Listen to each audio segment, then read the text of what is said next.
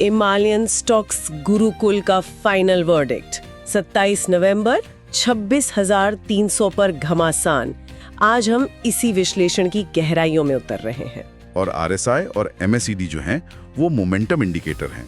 जब ये पॉजिटिव होते हैं तो ये कंफर्म करते हैं कि तेजी की लहर में दम है। ये सिर्फ एक अस्थायी उछाल नहीं है। स्रोत के मुताबिक इन्हीं संकेतों के आधार पर बाय ऑन डिप्स यानी गिरावट में खरीदारी की रणनीति वापस आ गई है। ये बाजार में बढ़ते आत्मविश्वास को दिखाता है। तो अब आते हैं सबसे जरूरी सवाल पर, ये सब हो क्यों रहा है?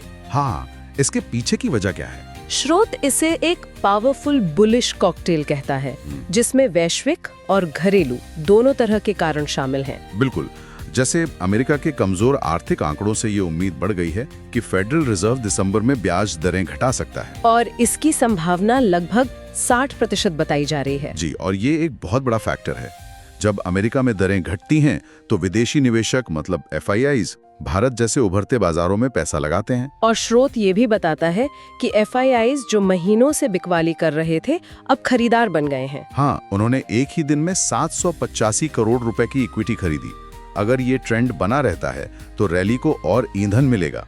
और स्रोत में इसी तरह की समझ को विकसित करने के लिए मुझे याद है हिमालयन फ्रैक्शनल इन्वेस्टमेंट मॉडल और हिमालयन बास्केट इन्वेस्टिंग को फॉलो करने पर जोर दिया गया है। अच्छा, और भी कारण है। रूस यूक्रेन के बीच शांति समझौते की उम्मीद से कच्चे तेल की कीमतें भी गिरी हैं। गिरकर $62 के करीब आ गईं। और RBI गवर्नर के बयानों से भी दिसंबर में भारत में ब्याज दरें घटने की उम्मीद जगी है। देखिए, कच्चे तेल का गिरना भारत जैसी अर्थव्यवस्था के लिए अमृत के समान है। हम तेल के बहुत बड़े आयातक हैं। सही बात है। इससे महंगाई का दबाव कम होता है, कंपनियों की लागत घटती है।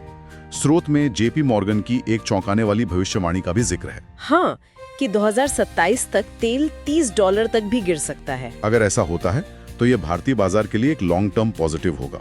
इन सभी फैक्टर्स को समझना बहुत जरूरी है और शायद इसीलिए हिमालयन स्टॉक्स गुरुकुल अपने चैनल को सब्सक्राइब, लाइक और शेयर करने को कहता है। इस रैली की एक खास बात जो स्रोत में बताई गई है वो ये है कि ये सिर्फ कुछ बड़े स्टॉक्स तक सीमित नहीं है। नहीं, बिल्कुल नहीं। बैंक निफ्टी ने 59,500 का स्तर पार करके एक नया रिकॉर्ड बनाया है और साथ ही मेटल्स, ऑटो, रियलिटी, IT सभी सेक्टर्स में तेजी थी। यहाँ तक कि मिड कैप और स्मॉल कैप इंडेक्स भी 1.2% से ज्यादा भागे।